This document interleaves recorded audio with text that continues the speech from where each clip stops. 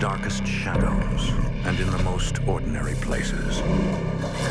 These are the true stories of the innocent and the unimaginable. Although Rebecca Lennox enjoys a fairy tale life, she harbors a dark secret that could rip it apart.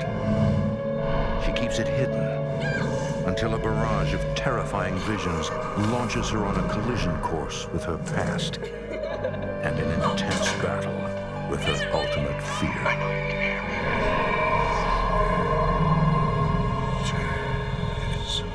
Between the world we see and the things we fear, there are doors. When they are opened, nightmares become reality.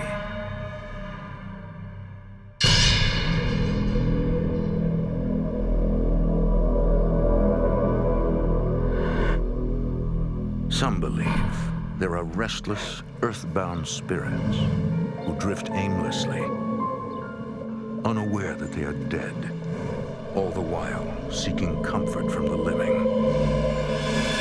But when lost souls are ignored, they sometimes get angry and must break through the physical realm to make their presence known.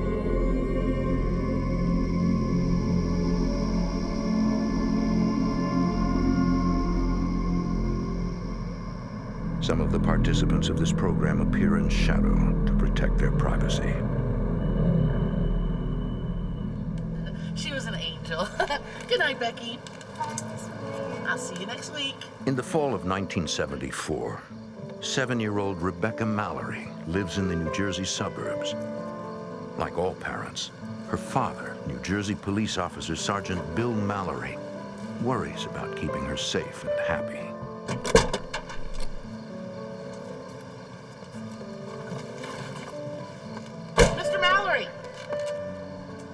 Can't forget this little guy. Hi, Papa. How was your day?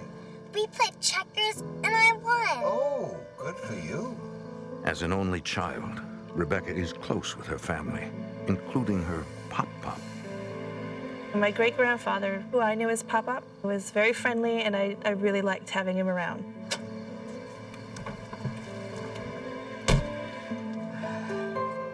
Buckle up, honey.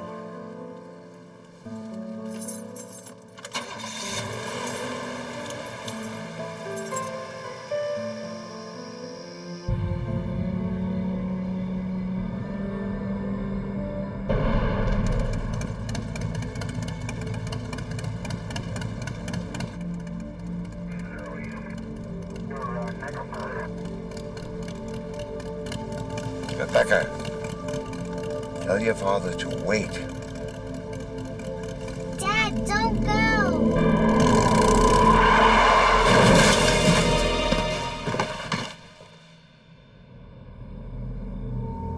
We saw the motorcycle was laid out on the ground. And the driver was a good few feet away from the bike. Stay in the car! Dispatch, I got a 901 at the intersection of Main and Mendham Road. Request assistance immediately. How did you know, Becky? Pop told me.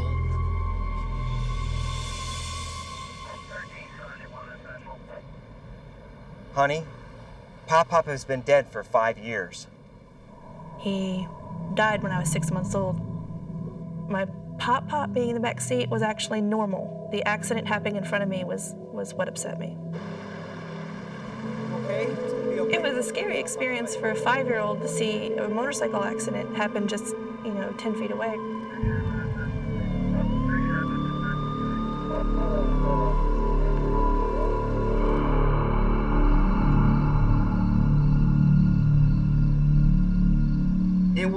It was bizarre. Keep your voice down. The strange incident troubles Rebecca's father. Jerry, the kid sees things. My mother insisted to my father, her exact words were pretty much, "I'm telling you the kid sees it. I'm telling you the kid sees things." Maybe she has a gift. Papa did. I mean, he knew when he was gonna die. And the week before he died, Pop made arrangements for it. announcing that he wouldn't be around after the weekend. I don't buy it. He died on a Saturday afternoon, just like he said he would. Don't start that. You know I don't believe in that stuff. It made me feel like a little liar.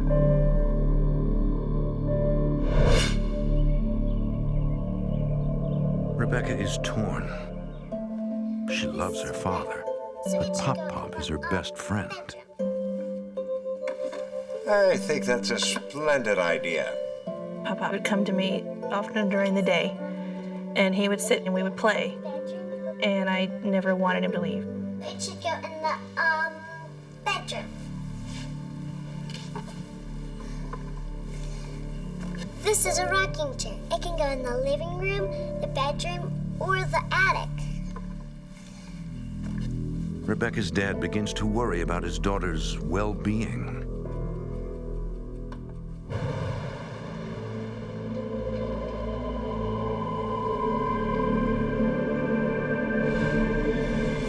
Over the next year, Rebecca grows into a well-adjusted young girl, but continues to see spirits that others cannot see.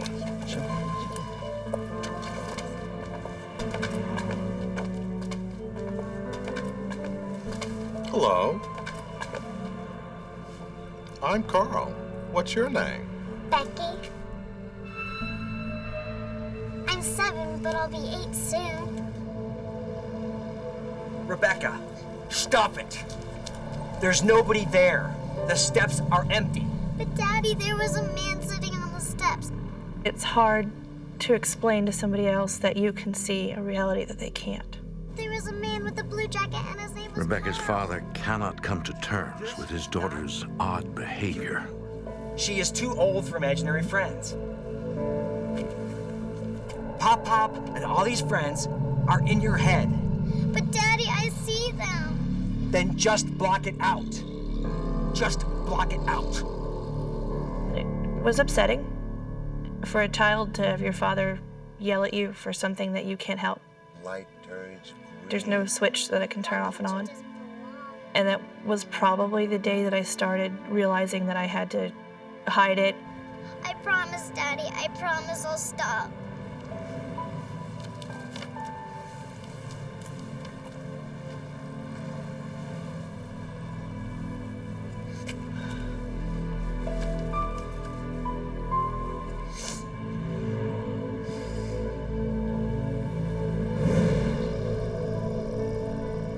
My teenage years and early 20s, I just kept it completely to myself. If I saw something that nobody else saw, I would just look away and carry on as if I didn't see it.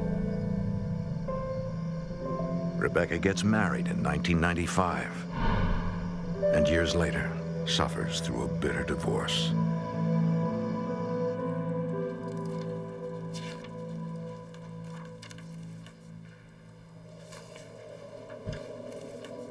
Go away, I'm working.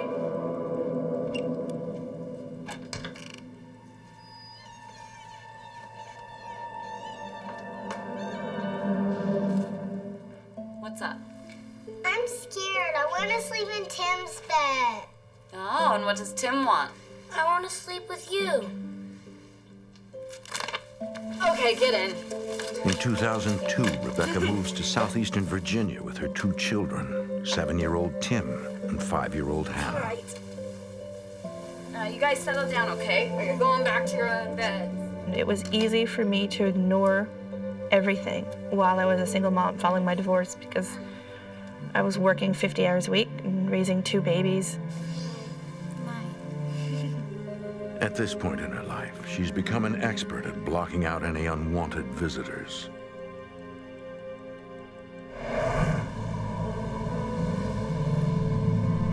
Between a demanding work schedule and raising 2 children, Rebecca makes time for fundraising at a local children's hospital. Thank you for coming. Your name? Daniel Lennox. In early 2003, Rebecca meets Daniel Lennox, a successful dentist in the area. I can never get these things hooked. Here, let me. The two feel an immediate attraction. Thank you. Rebecca. Thank you. I was engaged to be married when I met Rebecca, and we really hit it off, and then I ended up breaking off the engagement, and we started dating. What?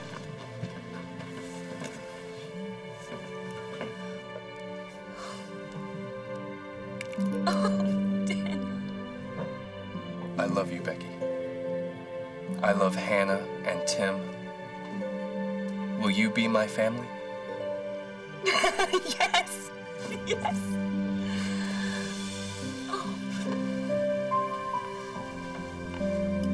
Oh, Daniel.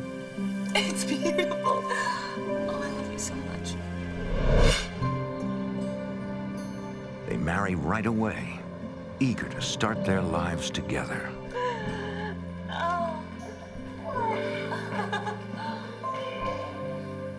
After Daniel and I got married, we moved to a new house. We started talking about maybe having a baby. Everything was great. Life was good. Daniel is a devoted husband and a loving father to Tim and Hannah. We pretty much became your typical ideal family.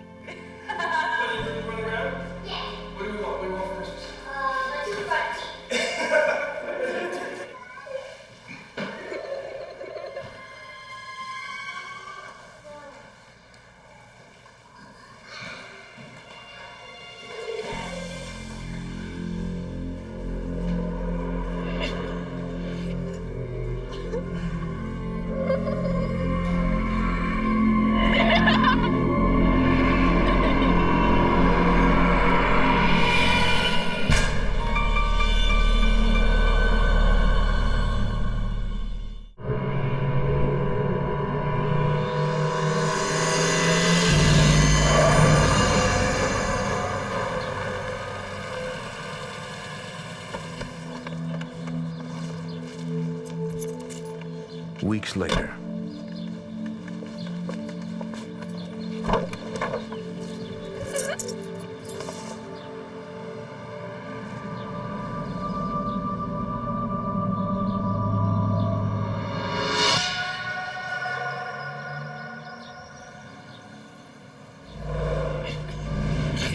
when I first saw him, the hair on the back of my neck stood up. You get that chill, and it's almost like you're too afraid to move. I didn't want to acknowledge that it was there. Block it out. Just block it out. Block it out.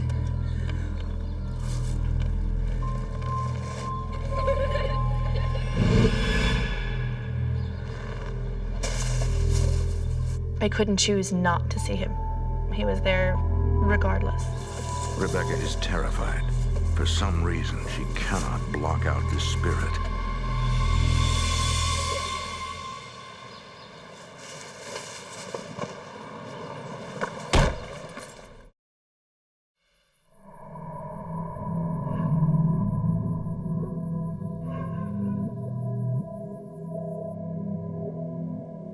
Rebecca worries that the recent sighting will open up a chapter in her life that she closed long ago.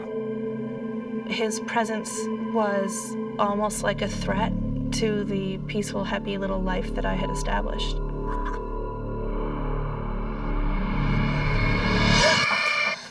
Hey, Mom, can I watch TV? You know what? Dinner is almost ready, so go wash your hands, okay?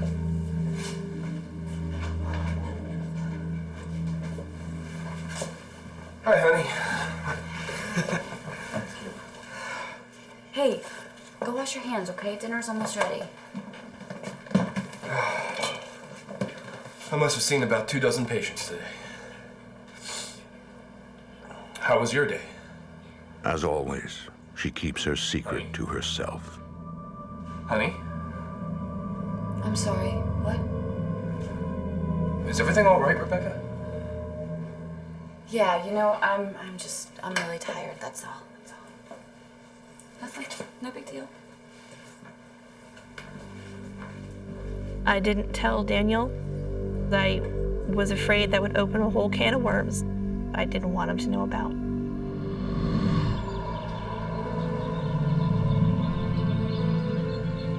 As the days go by, Rebecca hides her fears and tries to keep things as routine as possible for her family.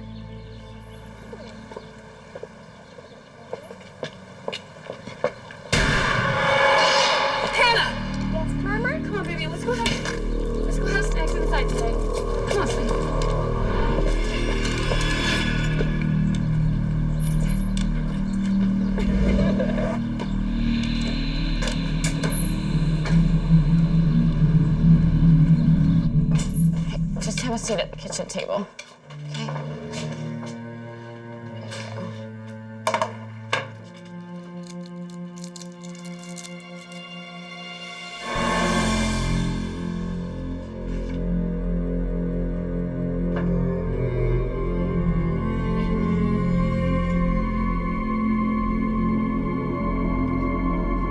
Mommy!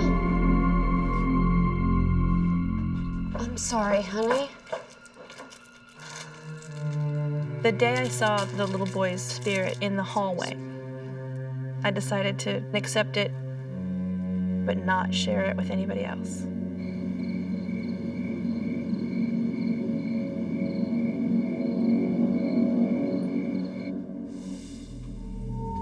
Daniel senses that something is bothering Rebecca. I knew that if I pushed too hard, that she might just close up and not tell me anything. So I figured, you know, she'll tell me in her own time.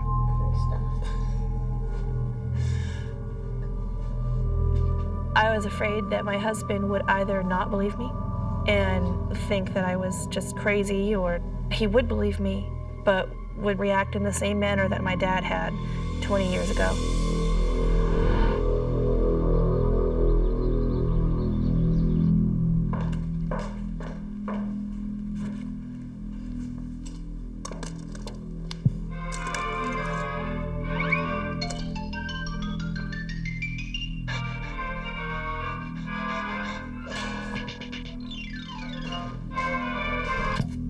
Over the next few weeks, the young boy appears almost daily.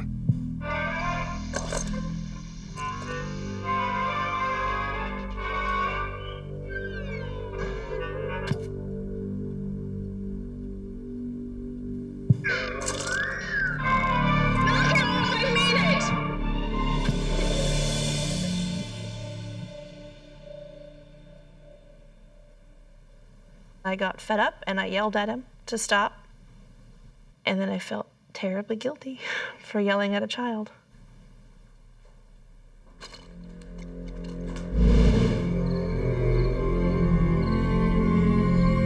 Later that night.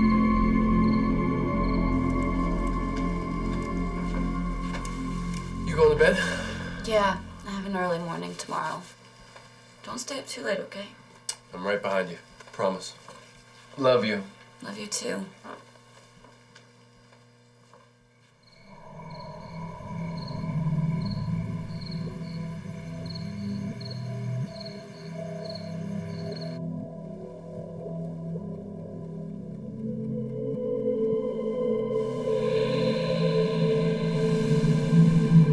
I felt somebody tugging at my blanket. Tim?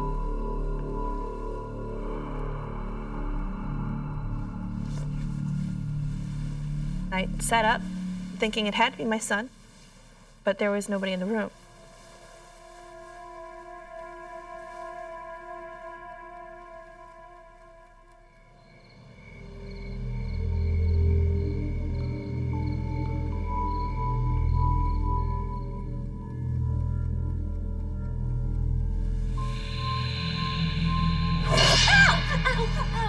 Rebecca feels a strange pressure on her lower leg.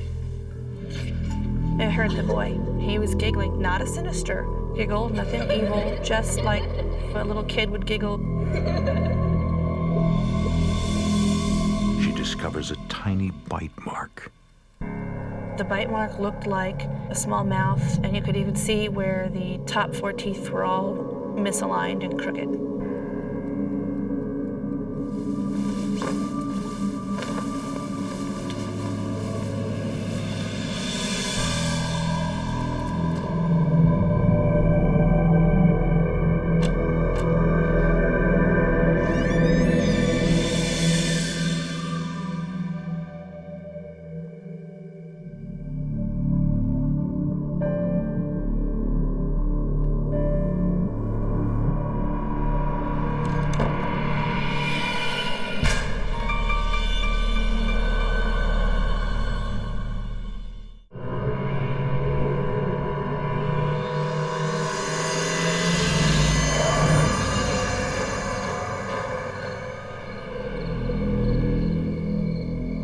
the first time in her life, Rebecca is faced with an unimaginable revelation. Being actually physically bitten took it to a whole new level. My entire life, no matter what I saw or what I heard, no being had ever actually touched me. To know that they can touch you was terrifying. Couldn't sleep without me, huh? I was afraid of what my husband would think if I told him. Rebecca? What does this look like to you?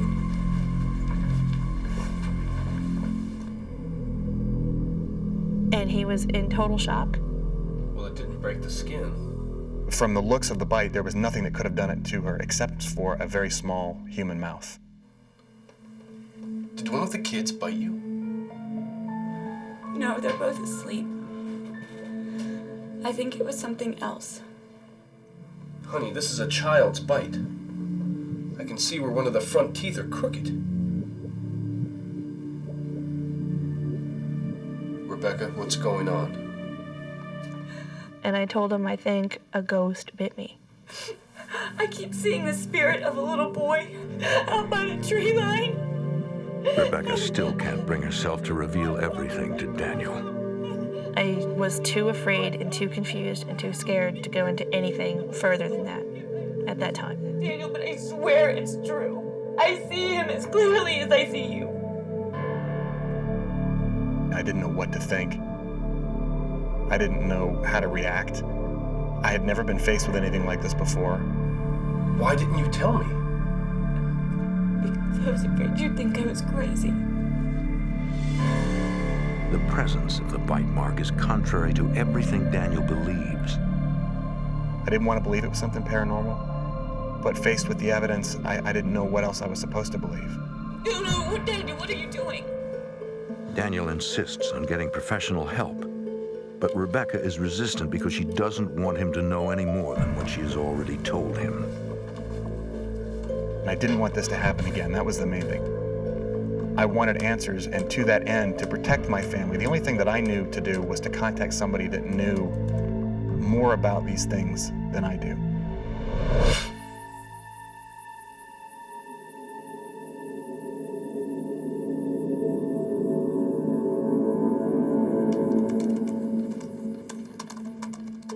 Daniel searches the internet for hours, studying hauntings and looking for paranormal investigators in southeastern Virginia.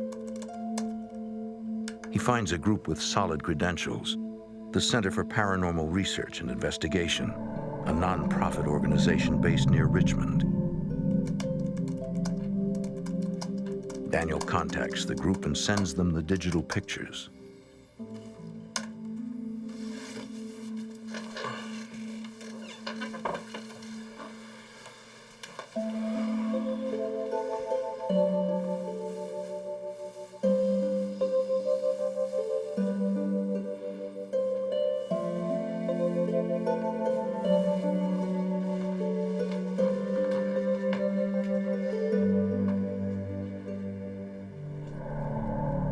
According to Daniel's research, some hauntings can be resolved by simply ordering the spirits out of the house. He is willing to try anything. I don't know who you are or what you want, but I want you out. Leave my family alone.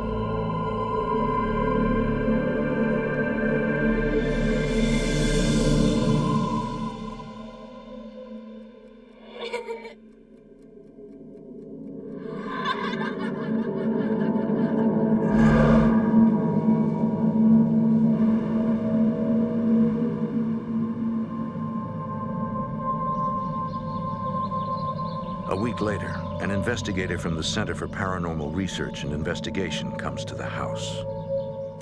Here are the photos I took of the bite mark. Can I see the actual bite mark? It's not there anymore. I see. Mrs. Lennox, is this the first time you've experienced paranormal phenomenon? Yes, but it was no big deal. Rebecca, he bit you. Daniel is surprised when Rebecca downplays the incident. He wasn't trying to hurt me. I didn't want anybody else in it. The sooner I could forget about it, the better. Entities like this are usually harmless. They'll go away. The investigator tells them that the spirit will likely go away on its own. I'm sure that it will, but we appreciate you coming out. I took her word that we were probably going to be okay. I started to feel a little bit more at ease. We will. Okay. Thanks again. Rebecca is relieved when the investigator leaves. As far as I was concerned, that was the ideal outcome. Just go away. My husband kind of let it go. It seemed to be like a small storm that I had ridden out. I thought it was over. The house is quiet for 2 weeks. Nothing else happened. We were fine. We started to get back into our routine again, and it was almost kind of forgotten. Once again, Rebecca hopes to put the past behind her.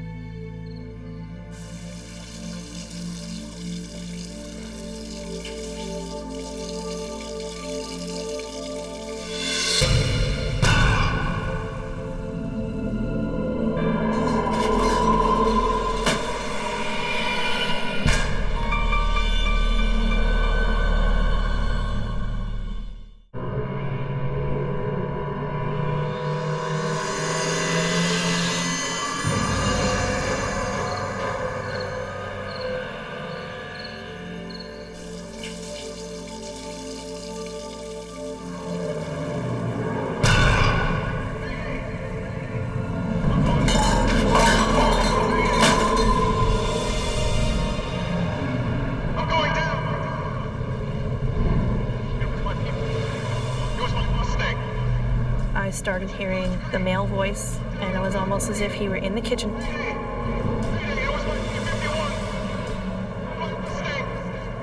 And this male voice seemed to grow closer to me, almost right behind my head.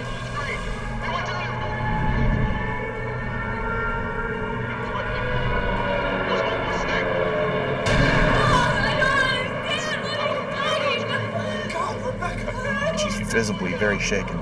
And she kept asking me, don't you hear him? Don't you hear him? Can't you hear that? And I said, no, I don't hear anything. And I didn't. You can hear my daddy. You can hear me. It's a man. He's talking about his P-51 and his Mustang.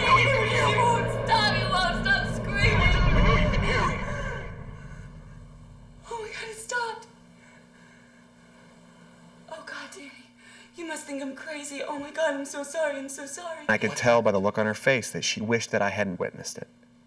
Maybe she thought I was going to leave her, and that never really crossed my mind. Are you sure he said P-51 and Mustang? Yeah, why? I said a P-51 is a military aircraft. It's an aircraft from World War II, and they also flew in Korea. I said, what's this all about? Daniel is confused. Rebecca knows nothing about World War II planes. Mommy! Mom, what's wrong? Nothing, honey. Mommy and Daddy were just talking about something a little too loud. Okay, but hey, who wants some ice cream? Relax, I'll get the ice cream. Yay! I want sprinkles! Okay.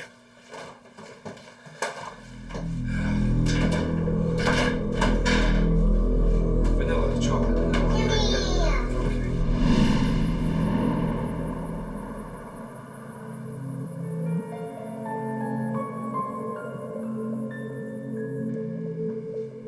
Not sure what to do. Daniel searches for any information he can find on P-51 aircraft and possible crashes in the area.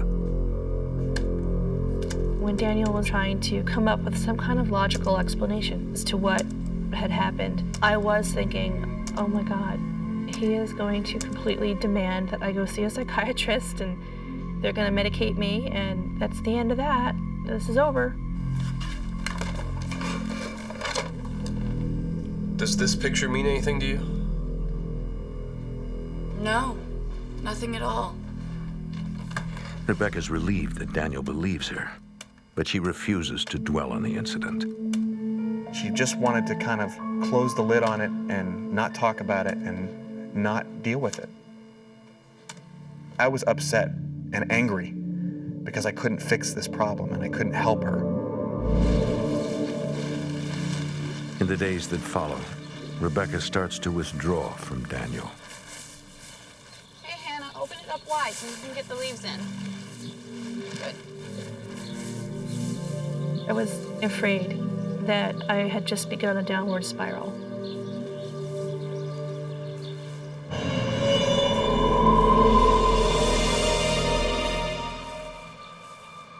I could tell that she had obviously seen something.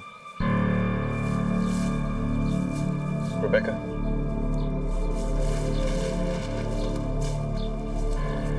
Did you see something? No.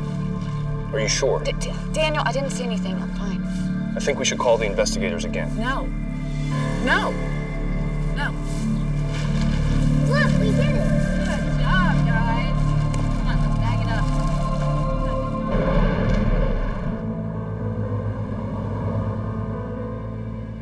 One day while the kids are in school, Daniel takes Rebecca on a day trip to nearby Williamsburg, hoping to take her mind off of things at home.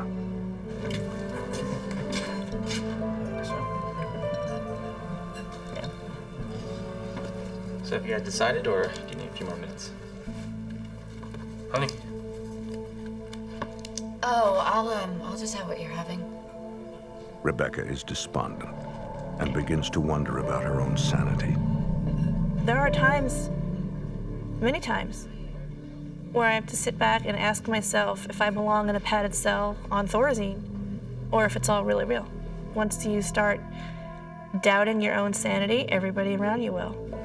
Both have the special, please. Rebecca, I don't know what to say, except that I'm here for you. I'm fine, Daniel. Okay, I'm fine.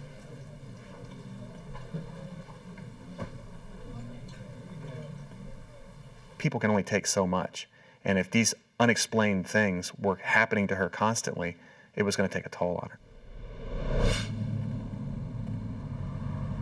Later, on the way home,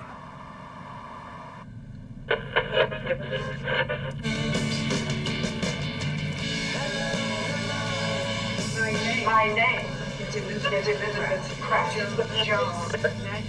Rebecca hears the voice of an old woman. Daniel hears nothing. Where is my china or my receipts? Where are my receipts? You can't do this to Rebecca? me. I want my Are you hearing something? Here in the car? Just write it down, okay? Elizabeth Pratt Jones. Oh, write this down too. She said her property was taken from her and it was unfair and she was not to tolerate it. That the magistrate didn't listen, sold her slaves at auction, and she didn't see a penny of it. I was completely and utterly stunned. And I thought to myself, she hasn't told me everything. And it was at that point that I realized that she was really the focal point of all this.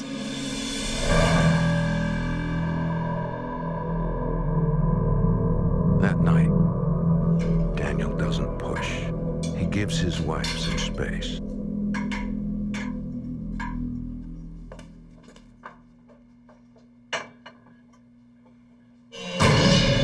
My name is Elizabeth Pratt Jones. Rebecca is stunned. The woman she heard in the car is now in her home.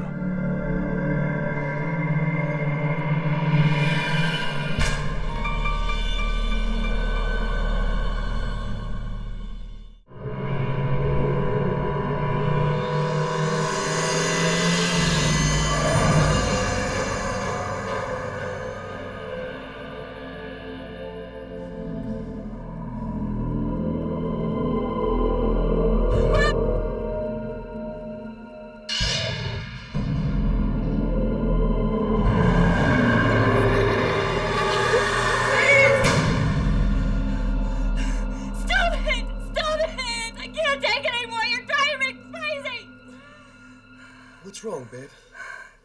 They won't stop, Daniel. Even when I'm asleep, they won't stop. Beck, listen to me. Either we move out of this house, or we call the investigators. It's your choice.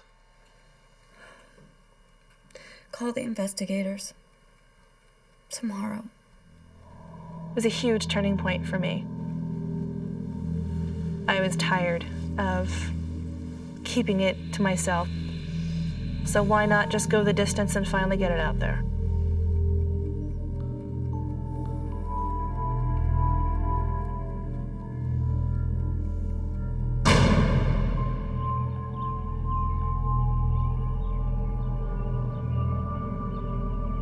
In the morning, Daniel calls back the Center for Paranormal Research and Investigation. Your group analyzed our house. He speaks with the new regional director, Tom Varanus. I just took over as director. Varanus is a scientist. He worked at NASA as an aeronautical researcher for 35 years. My work with NASA gave me a good solid background in studying scientific research. Lennox. What we are looking for is the possibility of proving paranormal activity does exist through instrumentation and through scientific research. Varanus agrees to meet with the couple and run a few tests on the property. Is Thursday convenient? The sooner the better. I'll be there around 7. Thanks.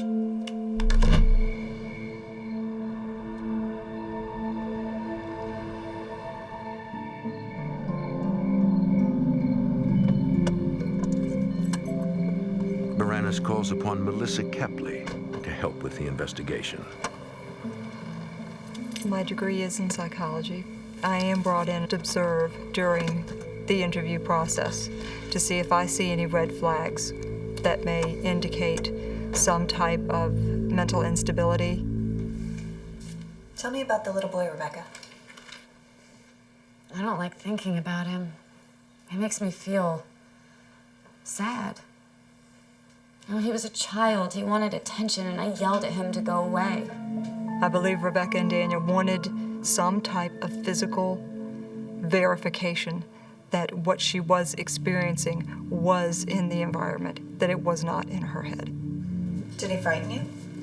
No, the only thing that really scared me was that I could see him, but nobody else could. The one that I was shocked that Rebecca was revealing as much as she was to the investigators. And I wasn't so much shocked at the things that she had seen and heard. I was more shocked that she was willing to tell all of these things that we had just kept between ourselves for so long. With your permission, we'd like to set up some equipment to take some EMF readings inside and out. Yeah, go ahead. Tom and Melissa use electromagnetic frequency meters to monitor fluctuations that can signal the presence of a spirit or entity. They must investigate every source of the EMF readings before they can determine whether the fluctuations are caused by something supernatural.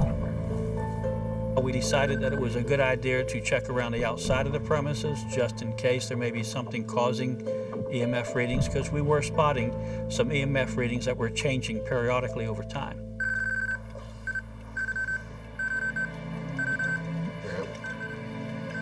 They quickly realize that the fluctuations are due to an air conditioning unit. Power cable's buried.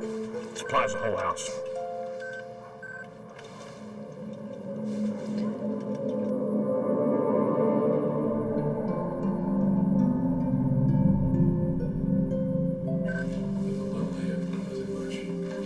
Most of the EMF readings recorded around the property prove inconclusive. So Tom and Melissa try using a compass. EMF readings can be done with a compass. A compass will pick up a magnetic field and will cause it to move. Yeah, yours is done. When we put the compass and an EMF meter near Rebecca, we saw the compass spin and the EMF meter lit up. That is something we associate with an entity and not with a human being, especially with these particular meters. And that was a big surprise to us.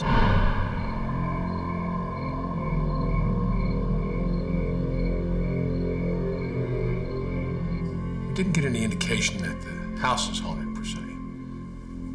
However, we did get some high EMF readings in the hallway, especially near Rebecca. Rebecca, have you told us everything? house isn't haunted. I am.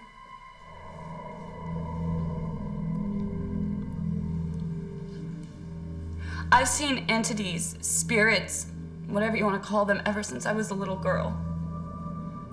I did tell them everything, from my great-grandfather as a young child in my room, to the accident, straight on up to the pilot. Ever since we moved in here, I haven't been able to ignore these things like I used to. And when I couldn't ignore the little boy, and then I couldn't ignore the pilot, and then Elizabeth, I panicked. I was finally able to say, there it all is. There's everything. And now I don't have to hide anymore. It was a huge relief. Do you think I'm crazy? We were convinced that we weren't dealing with someone who was mentally unstable and that we weren't dealing with a hoaxer. We were dealing with someone who legitimately had experienced something. Why haven't you told me any of this before? I'm sorry, Danny. I was just so afraid you'd think I was crazy.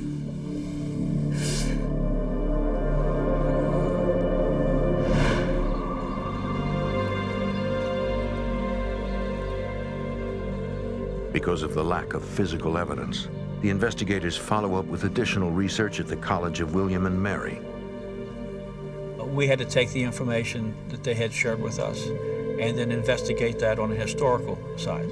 Did these people actually exist that she claims she has talked to?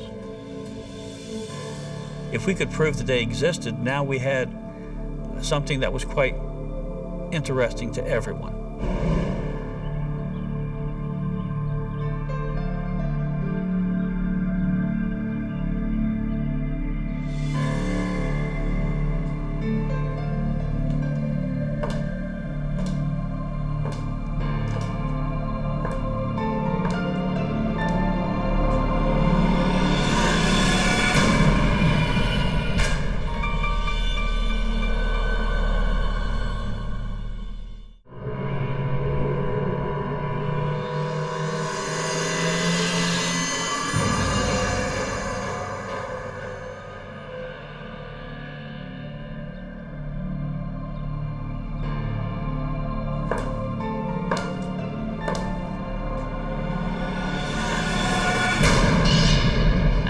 Worst feeling I've ever experienced in my life. It was fear and sadness all at the same time. I felt it before I saw anything. This palpable danger.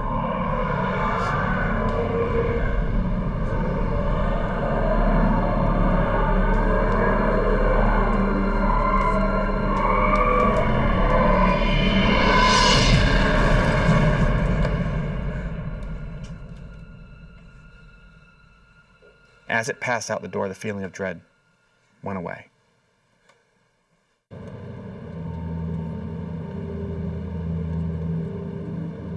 Daniel fears that the shadow is an ominous manifestation of the pilot, and his presence is an omen that something terrible is about to happen. The Lennox family soon moves to a new home on the other side of town. For the next couple of weeks, things are peaceful. Rebecca and Daniel put the past behind them. You didn't like the cook. Hello? Oh, hi, Tom. Yeah, sure. Tonight will be fine. Okay, great. Thanks. Bye. They found something. What? The thing I wanted the most from the paranormal investigators was validation. I didn't necessarily want to get rid of the entities because I don't believe that they can be gotten rid of. In the same way that she didn't ask them to come around, I don't think she can ask them to leave either.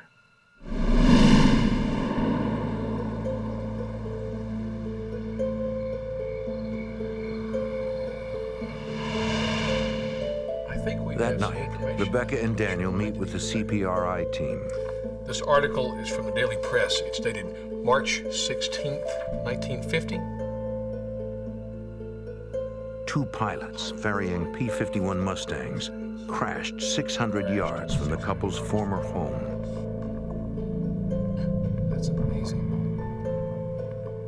Before revealing the rest of their findings, Varanus has some questions for Rebecca. We wanted to make sure that we weren't being fooled. I think Rebecca was being very honest, but we have to make sure that the information she's giving us, there's some accuracy there. So we comprised a little test for her. Rebecca, look at these names and these photographs. He gives her a list of names without telling her which one is the pilot. This is him, Harold Schultz. Only his friends called him Hank. And the other pilot was William Wellerman. Rebecca easily picks out the names of the two pilots mentioned in the newspaper article. It was a moment of just shocking revelation that, my gosh, she just had a list of 20 names. She picked 2 out, and she even gave more information than what they had given her. Then Tom asks her to identify the pilot, Harold Schultz, from a lineup of photos. Harold Schultz's photo isn't here. You're right. It was pretty exciting to actually see it firsthand and witness this. Was this a laboratory environment, with sensors tied to somebody's brain? No, it was not. But we felt it was a good enough test for what we were trying to do at the time. Without a name, the little boy is untraceable. What about Elizabeth? According to records at William and Mary, Elizabeth Pratt Jones lived on Henry Street during the 1700s. Her husband was a failed businessman, and the state confiscated the family's property to cover their debts. It seems that Rebecca's supernatural gift attracted Elizabeth in Williamsburg, over 30 miles from Rebecca's home. I'm not crazy. I'm not crazy. It's a huge relief, but it's still really hard to overcome that fear of coming out of the closet, so to speak, with this.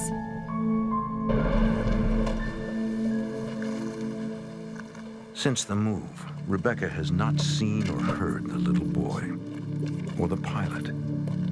She believes that their spirits are somehow connected to the old house, and they were drawn to her because of her sixth sense.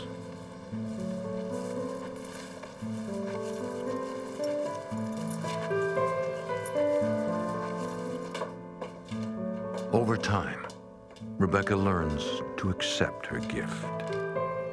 Right now, I feel like I've got a pretty good handle on it.